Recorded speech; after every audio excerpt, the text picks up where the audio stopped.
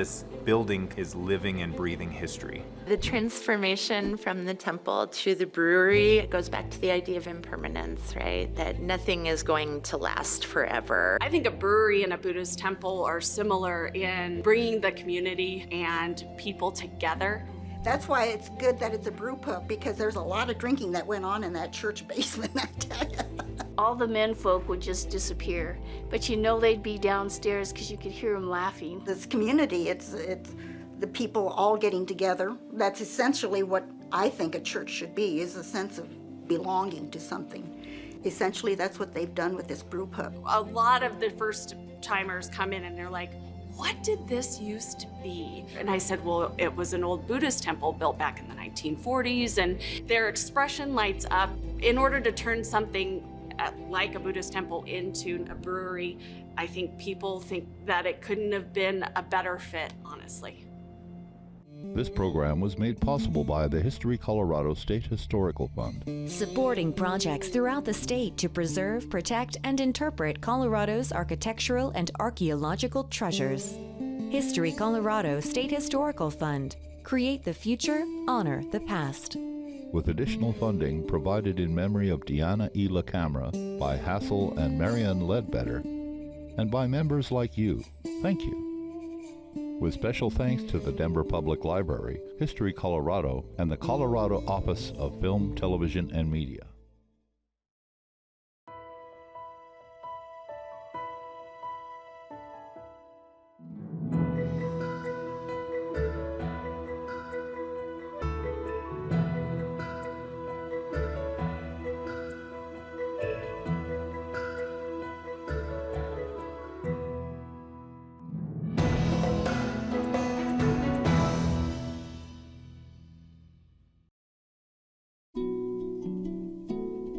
The Brighton Buddhist Temple tells the story of Japanese Americans in Colorado and speaks to all of the migrant settlers who were in search of community.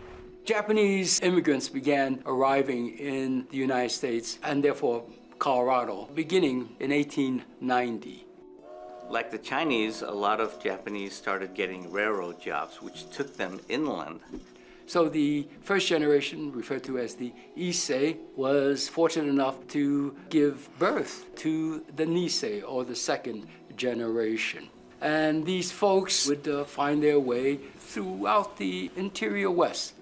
During the early 20th century, migrants from all over sought to make Colorado home. Black homesteaders from the South and Midwest settled in experimental farming communities like Deerfield and the Dry. Agricultural opportunities also brought immigrants from Mexico, France, and Canada to farm along the waterways of the Front Range. The expansion of coal mining brought immigrants from Italy, Germany, Russia, and Japan. In Colorado, the Japanese found mining jobs, and they also found farming jobs. They started farming. Like the grand history of immigration, people come here for work, for a better life. The Japanese who immigrated to the United States were predominantly peasants, and as agriculturalists, naturally, they were prepared and suited to work in the agricultural sector. As they made their journey to Colorado's farming lands, the Japanese carried little more with them than their skills and religion. Buddhism is the main kind of religion that Japanese immigrants brought here. Some of the basic tenets of Buddhism would focus mainly on trying to understand the idea of impermanence, that all things are changing at every moment and that, nothing will stay the same, and to understand the idea of interconnectedness. So within this impermanent life that we live, everything we do and everything outside of us, we're all kind of connected to one another. The reasons for establishing a Buddhist temple is the same reasons that other people have for establishing religious institutions, because these religious institutions meet their spiritual and social needs. It was important to the Japanese community to have that spiritual tie to Japan. I think the temples, as far as community goes, they're important because they're community centers. It's a place to come back together with their community. The Brighton Japanese American farming community was pretty big, and they didn't have a church, and they wanted to build a church. The Radke family owned the land where the temple sits now. I believe they deeded it for $600. That was back in 1938. And there was a few families involved in building that church, and our Shibao family was one of those. I'm Fudge, Fujiyo Fudge Tashiro. How old are you going to be tomorrow? 102. She's one of the only members of this community that is still living from that era. She's our only relic, so we have to, she's precious to us. I was raised and born here in Brighton. Our parents, they were Buddhists from Japan, you know. Instead of taking us all the way to Denver, they decided, well, there's a land that was empty. That's where they decided to buy that place and build our own church. You know, a lot of us that was in the Brighton community were the ones that built it. And I think it was my dad. He's the one that kind of designed that place, and that's where he wanted to build, so there wouldn't be a lot of building around there. The church was built by a few families, Japanese American farmers. You know, they didn't hire anybody. They themselves, you know, decided to build the church. They determined it was by the community, yeah. For our temples, the outside architecture itself is not super important. As long as it's a space where we share the Dharma, that's what's important to us. We take refuge in the Buddha, the Dharma, which are the teachings, and the Sangha, which is the community, and you can't have one without the other too. The temple was completed in 1940, just 1 year before Japan attacked Pearl Harbor. The United States entered World War II amidst tremendous racism against the Japanese. A lot of Americans hated the Japanese, the idea of the Japanese. So they faced a lot of racism and difficulties, and they had to fight stereotypes. I think there was prejudice going on during that time. I mean, as a community, we always tried not to stir the pot, so to say. Several community groups in Brighton even wrote letters opposing the sale and renting of land, homes, and businesses to the Japanese community. The Yellow Peril panic was kind of this innate hatred and mistrust of Asians. So the media of the day promoted this idea that Asians were evil and they didn't belong here. Unfortunately, when COVID started, the COVID-19 pandemic, we saw a lot of that still kind of just underneath the surface of the skin. COVID-19, as opposed to calling it the Chinese virus, Kung flu. When people felt threatened or frightened, their most basic fear and hatred come out. And that's why there was a wave of anti-Asian hate crimes. But Yellow Peril was a real problem. The United States of America was suddenly and deliberately attacked by naval and air forces of the Empire of Japan. The Japanese had attacked us at Pearl Harbor, and people were afraid that the Japanese were going to invade the United States. Executive Order 9066 was signed on February 19, 1942 by President Franklin D. Roosevelt. Executive Order 9066 authorized the removal and incarceration of Japanese Americans living, working, and raising families on America's West Coast. The entire West Coast of the United States was declared a military zone, where anyone of Japanese ancestry was to be removed. The government questioned their loyalty to the U.S. and forcibly moved 110,000 Japanese Americans into inland internment camps. Executive order fed into, if you will, this general anxiety. Japanese from the West Coast were forced to leave and would be subsequently placed in 10 major concentration camps in the United States. Since the executive order only applied to the West Coast and some parts of Arizona, Japanese Coloradoans were not interned. Colorado's Governor Ralph Carr was the only Western governor who stood up to Order 9066 and even welcomed Japanese evacuees who managed to avoid internment. I know my mom and her family, they were in California at the time, but Governor Carr was instrumental in bringing people to Colorado. He said, you know, if you have family here, you're welcome here. To be honest, I never knew about the camps until I was an adult. You know, they just never talked about those things. When the war broke out, then we decided to have church in our own homes, you know, because a lot of the Buddhist people, they had an altar anyway, you know, in our own homes, so that's what we did. We have incense, we have candle, and then we have the shrine, or the Hokutsama. Namo Amida Butsu, Namo Amida Butsu, Namo Amida Butsu. I remember that we took in families from California. They belonged to the same, like a county in Japan, and they stayed with us. I remember that, very, very vivid memories. And I don't remember going to church during all that period. As far as reaction from the community about how the Japanese Americans in Brighton were treated, I do know there was some segregation and some racism. The research that we were doing, we uncovered that there was a march against the temple by the Ku Klux Klan, and the understanding was that they were objecting to the temple having Sunday school. And it's a little goes a little bit deeper with the books that we've read on this building and the community, segregation and things like that. The fight that they had to do in order to be here, to be a part of the community. And that people are still struggling with things like that in this day and age. And look at what they overcame. To affirm their patriotism, many Japanese Americans felt compelled to memorize the Japanese American Creed. Written in 1941, it was meant to demonstrate loyalty to the United States. Some people grew up reciting the controversial oath, hoping to quell anti-Asian racism. After the war, Japanese Americans returned to the Brighton Buddhist temple, where they centered their community. My earliest memories of going to the temple, besides Sunday services, was definitely what we refer to as Hanamatsuri. It would be a big potluck at the church, and everybody would have a big festival, eat. We'd have to report real early, and our minister slapped this white paint on us all over our face and on our neck. And it would be an all-day event.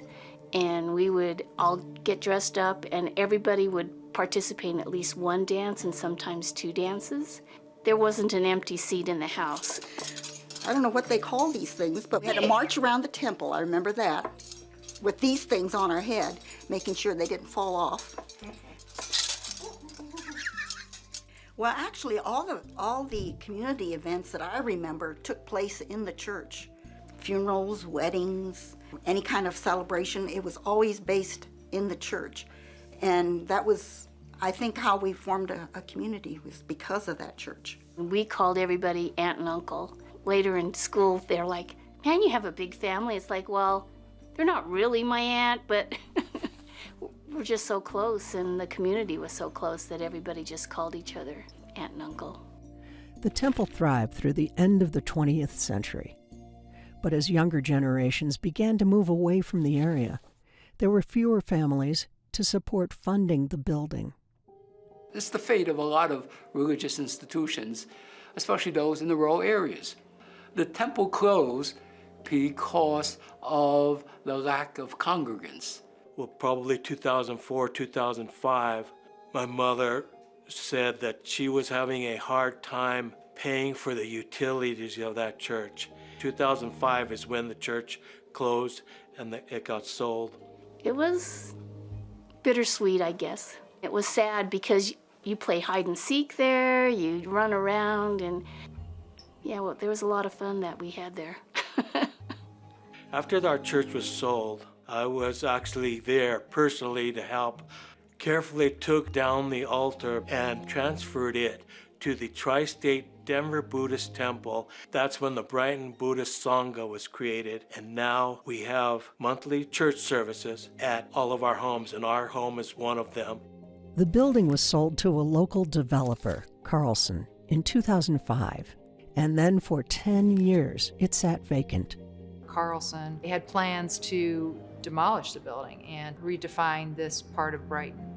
And I think it just didn't fit with their development plans. It was kind of sad to see it empty and not being used because it really was well built. Carolyn Corogin, an architect, bought the temple building in 2015 with the intention of converting it into a restaurant or brewery.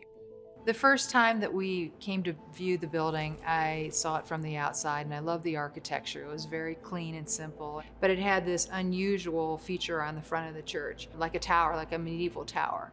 So that really piqued my interest. There were bats, and there were mice, and there was asbestos floors and a bit of mold. You could still see through and understand that the building had good bones and that it could have another life. When she bought that, she knew that it was Brighton Buddhist Temple for years, many years. She had a meeting with our congregation, and we talked about, the transition.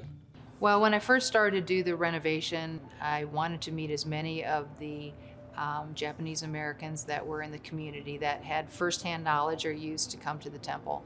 And I wanted to propose the idea. I was a little worried that they were not going to be happy that it was going to be turned into a brewery. But they were delighted that it was not going to be torn down. And they were supportive from the very beginning. When I heard that it was going to be a brewery, I was kind of excited because at least the building was going to be used and the structure was going to be stayed the same. Nobody really seems to have had a problem with it. There are a lot of misconceptions about things like we don't drink and we don't eat meat. A lot of those taboos have to do with monastic communities. Overall, I think the reception was really good and nobody really minded it. With approval from Brighton's Buddhist community, Carolyn forged ahead, repurposing the house of worship into a different sort of gathering place.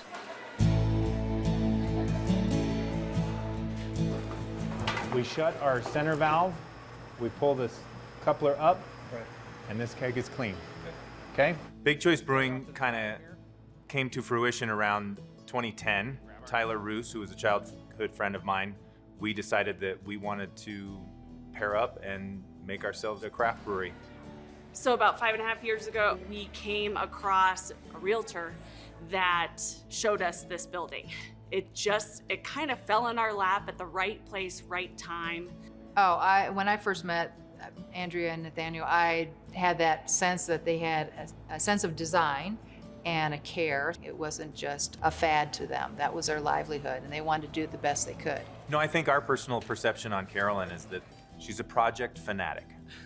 She has a great sense of view when it looks at buildings, and she likes to take their innermost soul and bring it back out again.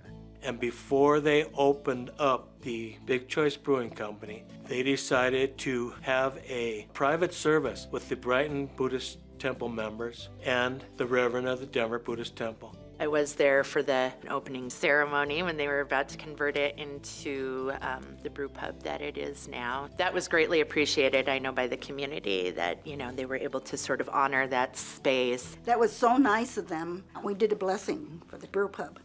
And it meant a lot to me because it was closure. I can't talk right now. It was like closing a book on a chapter. And that's over now.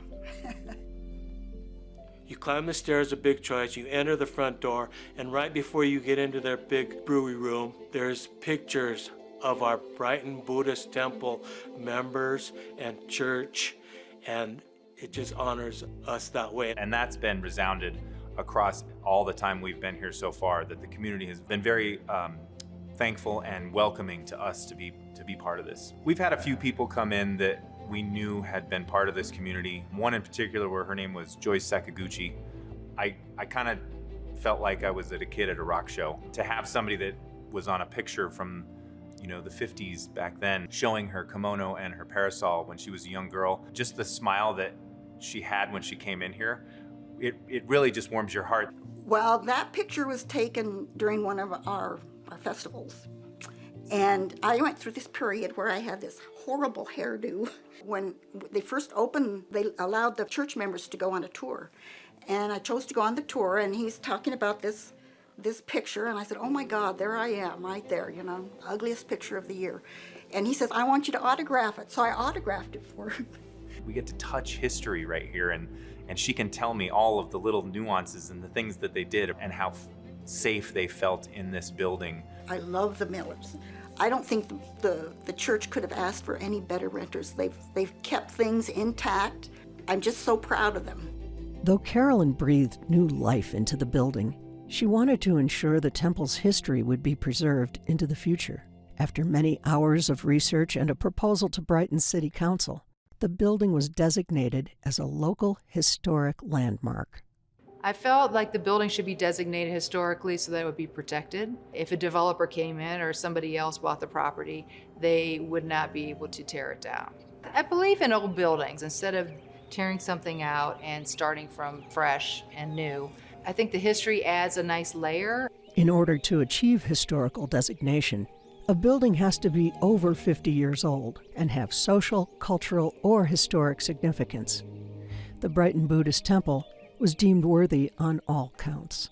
The day that the building was designated historically was a very proud moment for me because it was a little bit to work through that process and to know that the building was going to be a place in history and it's protected. The designation also comes with helpful tax credits to fund some expensive renovations.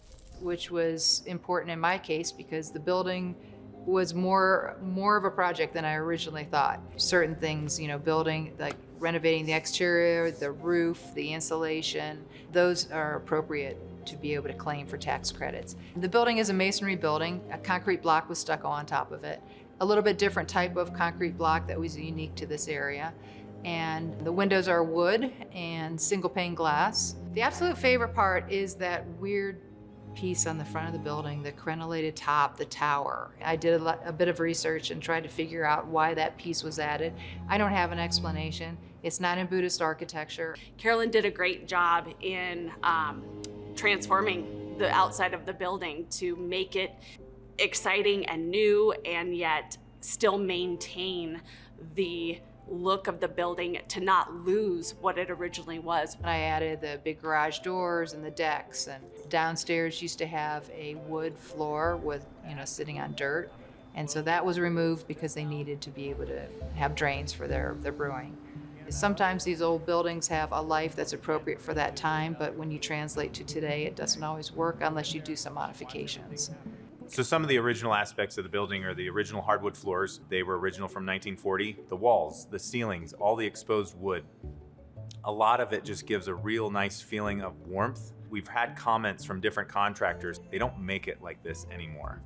The hand work that has been done here was really designed for this place to have longevity. I really am grateful for what these little old farmers who had very little training could do to have a building that lasted this long. The building's legacy is in its transformation, its reincarnation, from Buddhist temple to brewery.